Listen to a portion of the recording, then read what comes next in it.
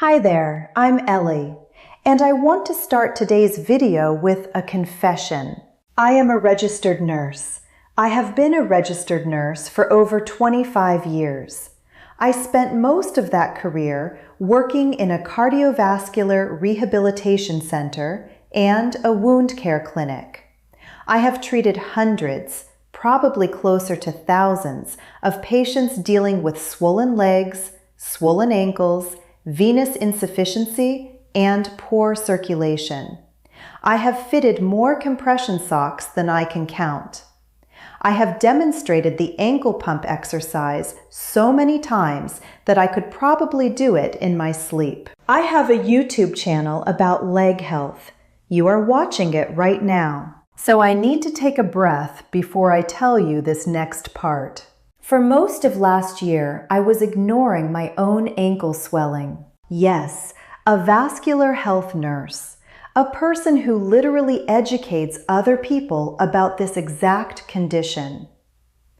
Ignoring it. Here's how it happened, and I think a lot of you are going to recognize this. It started gradually. After long shifts at the clinic, I'd come home, kick off my nursing shoes, and notice that my ankles looked a little puffier than usual, a little soft, a little doughy around the edge of the ankle and along the top of the foot. Not dramatic, not painful, just there. And I did what I absolutely tell every one of my patients not to do. I rationalized it.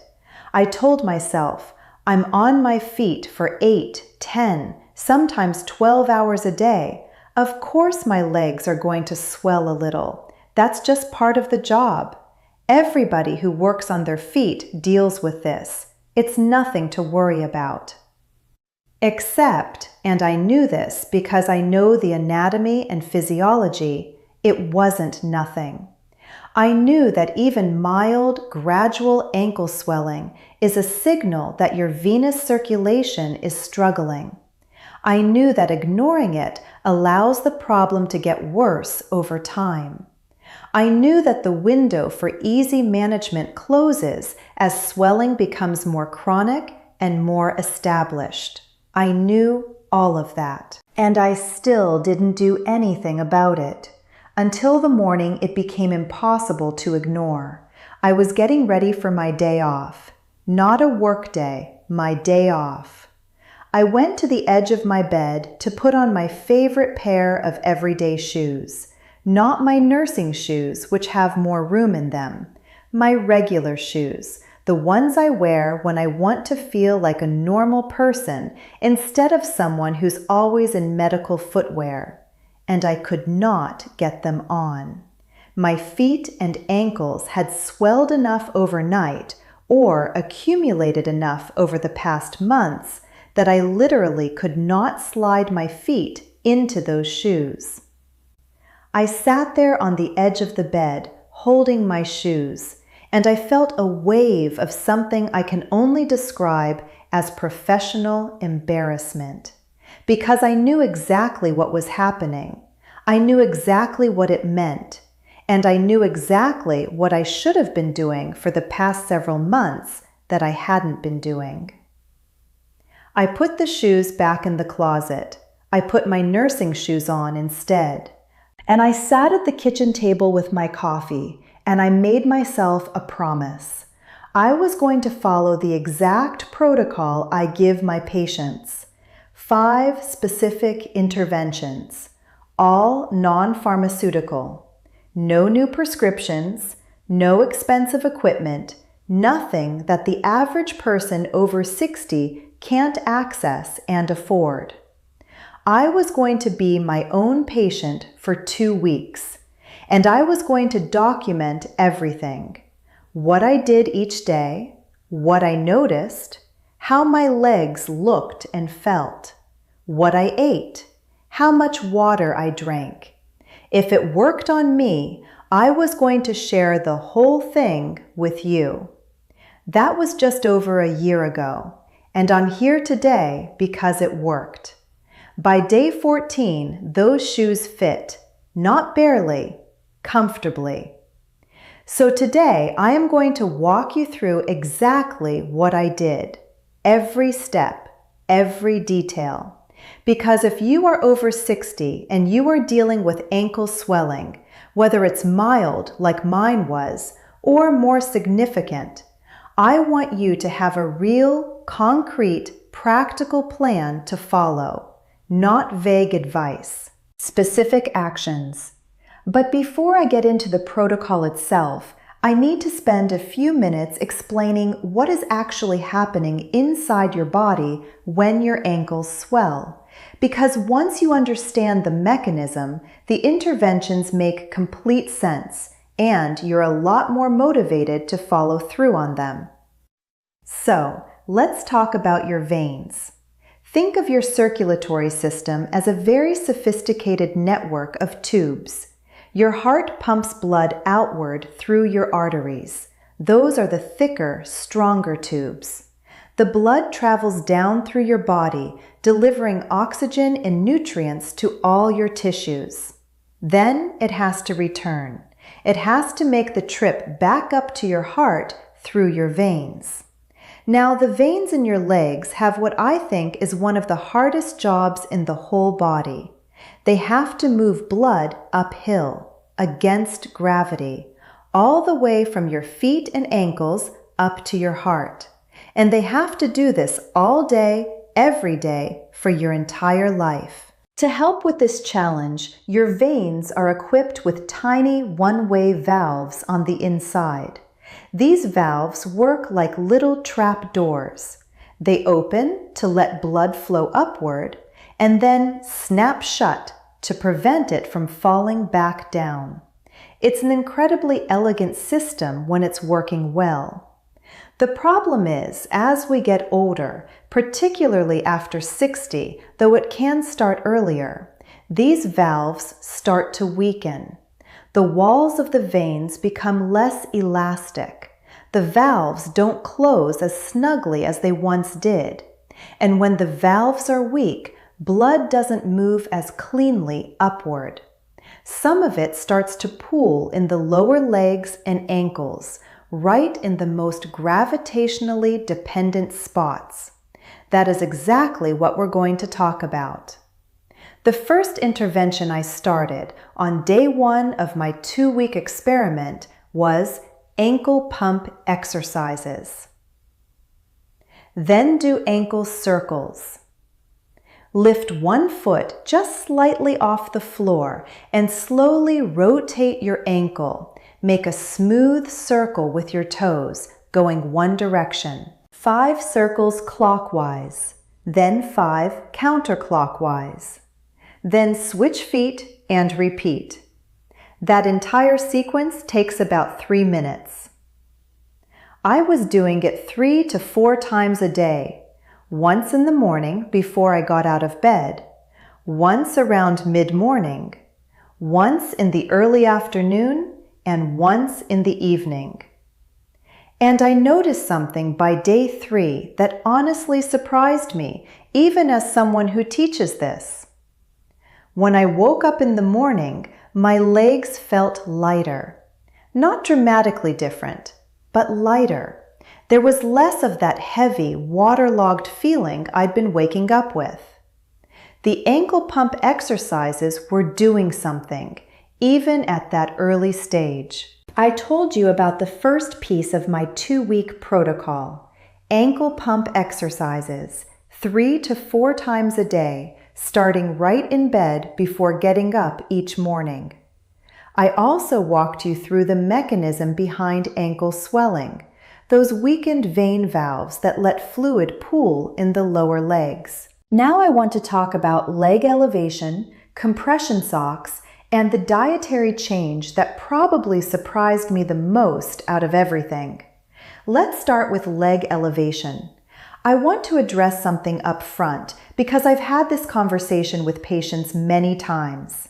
When I mention leg elevation, people often nod and say, "Yes, yes, I do that. I put my feet up on the ottoman when I watch TV." And I have to gently explain to them that an ottoman is probably not helping them very much. Here is why, and this is important to understand.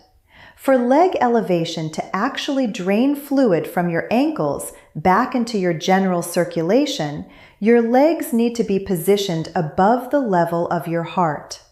Not at the same level, above it. Gravity needs to be actively pulling the fluid downward, away from your ankles and back toward your torso and heart. When your feet are resting on an ottoman, they're probably elevated to about hip level. Your heart is up in your chest. Your feet and your heart are roughly at the same level. Gravity isn't doing you much good at that angle. The fluid doesn't drain effectively. For proper elevation, you need to be lying flat or close to flat, and your legs need to be propped up so that your feet are noticeably higher than your chest. The generally recommended angle is about 30 degrees above heart level. A practical way to achieve this at home: lie on your back on your bed or sofa and put 2 firm pillows, or a foam wedge pillow, which you can find online for very little money, under your calves and feet. The elevation should be enough that you can feel the difference. Your feet should be clearly higher than your hips, and your hips should be clearly higher than your heart when you're in this position. Now I know what some of you are going to say. I can't lie flat because of my back. Or, I can't lie flat because of reflux. Or, I can't lie flat comfortably for 30 minutes. And I hear that, truly. If lying fully flat isn't an option for you, even a partial elevation is better than nothing. A recliner chair that goes fairly flat with pillows under your calves gives you some benefit. A slight incline with pillows provides some benefit. The more elevated, the better, but some elevation beats none. During my 2-week protocol, I set aside 30 to 45 minutes every evening after dinner for leg elevation. I would go to my bedroom, lie on my back on the bed, prop my feet up on 2 thick pillows, and read or listen to an audiobook. Within about 15 to 20 minutes every single evening, I could feel my legs start to feel lighter, less heavy, less achy. My husband David started noticing too. He'd come in to check on me and say, "Your ankles look better today." Coming from a husband, that's high praise. By the end of week 1, using the ankle pumps 3 to 4 times daily and doing nightly elevation, the visible puffiness around my ankles had reduced meaningfully. My legs were still swelling some during the day, but the baseline, the amount of swelling present even first thing in the morning, was lower. Progress.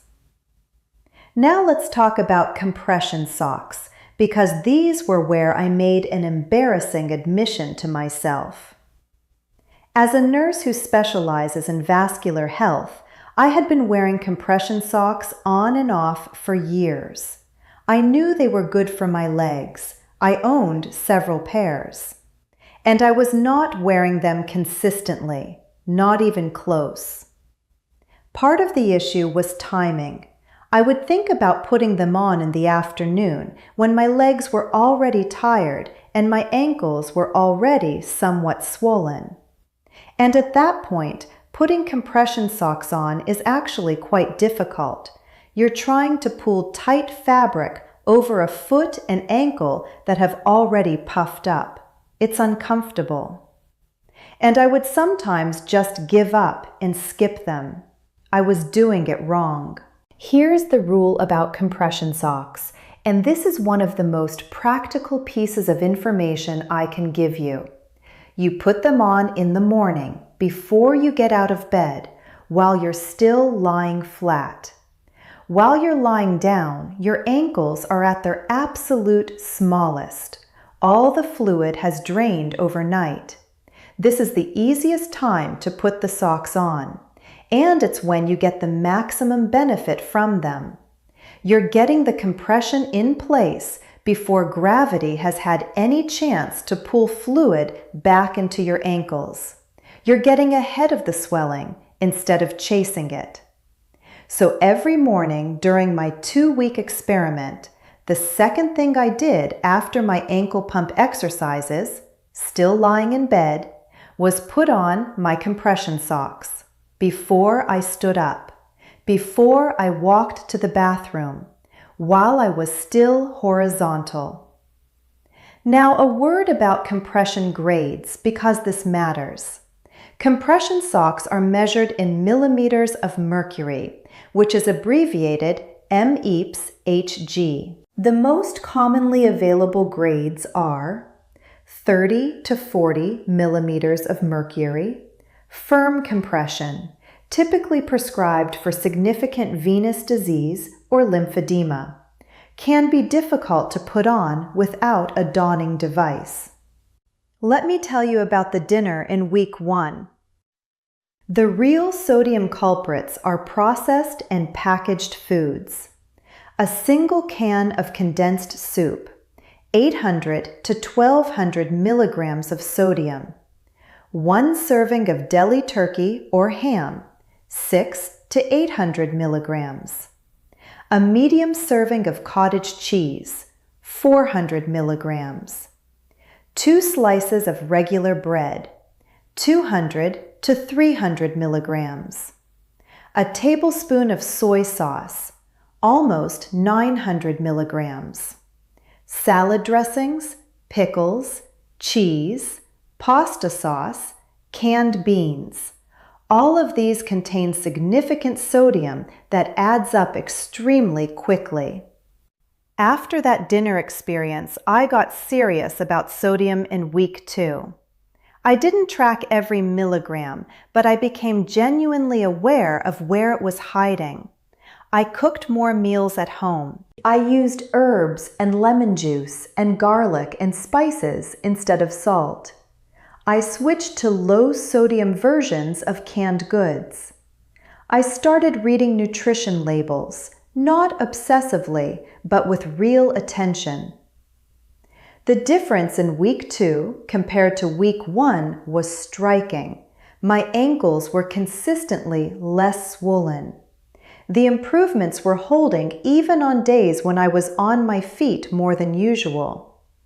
And David stopped commenting on my ankles, which in our house means they looked normal.